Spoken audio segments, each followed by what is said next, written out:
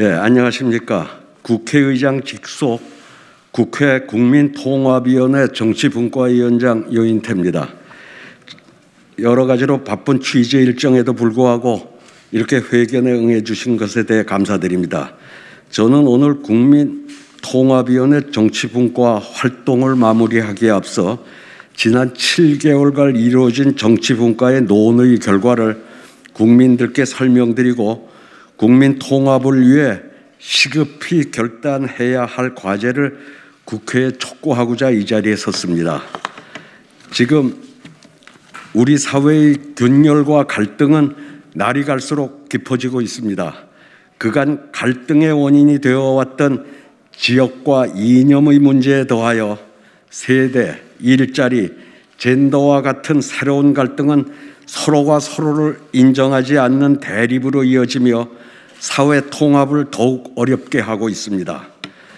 그러나 이러한 대립을 해소하는 데 앞장서야 할 정치는 오래된 체제에 갇혀 국민의 의사를 제대로 반영하지 못하고 있습니다.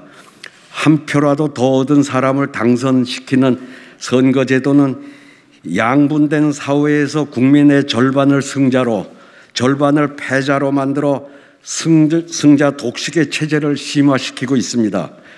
인사, 예산, 정책 결정권이 모두 대통령에게 집중된 권력 구조는 헌법상 견제와 균형의 원리가 작동하는 것을 어렵게 하고 있습니다. 우리 정치분과위원회는 사회의 갈등을 완화하고 국민 통합을 달성하기 위해 국민의 의사를 제대로 대표할 수 있도록 정치 제도와 헌정 질서를 개혁하는 것이 필수적이라는 데 의견을 모았으며 그동안의 논의 내용을 정리하여 개선 방향을 제시하고자 합니다. 주요 내용을 말씀드리겠습니다. 첫째, 국민의 의사를 제대로 반영할 수 있는 의회, 선거, 정당 제도와 권력 구조가 필요합니다. 한국 사회가 겪고 있는 불평등과 갈등은 민주적인 제도와 절차가 국민의 의사를 대표하고 갈등을 해소하는 본연의 역할을 하지 못함에 기인하기 때문입니다. 둘째, 지금의 의회 선거제도는 한계를 드러내고 있으므로 반드시 개선이 필요합니다.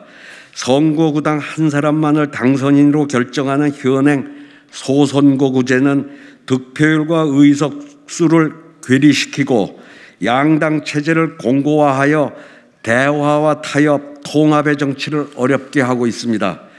아울러 지난 총선 때 실시되었던 준연동형 비례대표제는 오히려 선거 불비례성을 심화시키는 부작용을 드러냈으므로 속히 개정 논의를 시작해야 합니다. 셋째, 정당은 중앙당 중심의 공천 과정과 의사결정 체제를 개선해야 합니다. 정당의 공천 과정에서 극소수 정당 지도부의 의사가 과도하게 작용하여 정당의 결정 과정 사항과 실제 국민의 의사가 멀어지고 진영 간 갈등을 유발하고 있습니다. 정당 내 민주적 결정 과정을 보장하고 정치 소외층의 정당 활동 참여를 확대할 방안을 마련해야 합니다. 넷째, 민주적 효율성을 보장하기 위한 의회 제도의 개선이 필요합니다. 이를 위해 의회의 민생, 사회, 국가 의제 및 갈등 해소 역량을 제고해야 합니다. 또한 국회의원의 윤리를 감독하기 위한 객관적 기구를 설치하는 등 국회에 대한 국민의 불신을 해소하기 위한 구체적인 방안을 마련하고 일하는 국회의 정착을 위한 적극적인 제도 개선에 착수해야 합니다.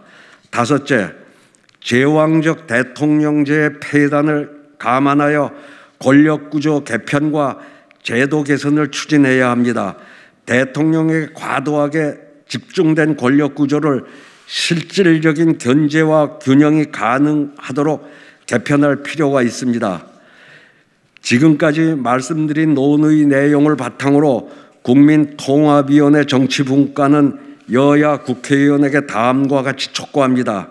현행 승자 독식의 권력 구조와 의회 선거 정당 제도는 구조적으로 대립과 갈등을 조장하고 국민 통합을 저해하고 있습니다. 이를 개선하기 위하여 여야가 조속히 헌법 개정 및 정치개혁 특별위원회를 구성하여 논의를 시작할 것을 제안합니다. 헌정특위는 이른 시일 내에 여야 합의를 통해 갈등 완화와 국민 통합에 기여할 수 있는 방향으로 권력구조 개선과 선거제도 개혁을 마무리하고 합의된 개헌안을 국민투표에 붙일 수 있도록 해야 합니다. 헌법 개정과 정치 개혁을 위한 논의는 여야와 정파적 이해관계를 넘어 오로지 국민 통합을 위한 시대 정신만을 중심에 두고 이루어져야 한다는 점을 강조하면서 제21대 국회가 대립과 갈등의 구도를 청산하는 전환점이 될 수 있기를 기원합니다. 이상으로 국민통합위원회 정치분과의 보고를 마치겠습니다. 감사합니다.